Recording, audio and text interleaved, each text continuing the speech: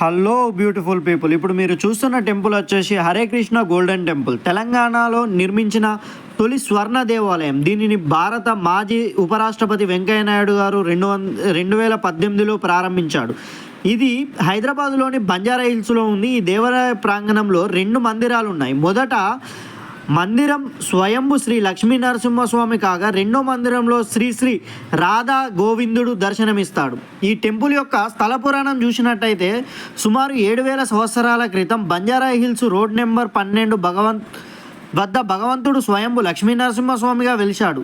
భగవాన్ స్వయంభు శ్రీ లక్ష్మీ నరసింహస్వామితో పాటు శివుడు కూడా స్వయంభు శ్రీ పంచజేశ్వర స్వామిగా అదే స్థలంలో వెలిశాడు. శ్రీ లక్ష్మీ నరసింహస్వామి సతీ సమేతంగా నిలబడి ఉన్న భంగిమలో ఆనందభరితమైన దివ్యస్థితిలో దర్శనమిస్తాడు. ఈ అంతర్త్రియ ఆలయంలో 50 అడుగుల బంగారు ధ్వజస్తంభం, 4600 చదరపు అడుగుల మహామండపం, 5 బంగారు మెట్లు ఉన్నాయి. ఈ ఆలయంలో ధ్వజస్తంభం తర్వాత హరినామ జపమఠం ఉంది.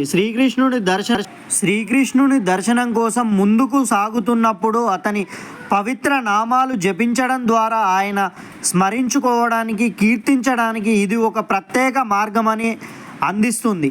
ఆలయ సందర్శించే సందర్శకులకు హరినామ మఠం గుండా వెళ్ళవచ్చు లేదా నేరుగా శ్రీ లక్ష్మీ నరసింహస్వామి దర్శనం కోసం వెళ్ళవచ్చు. జపమండపానికి 108 మెట్లున్నాయి.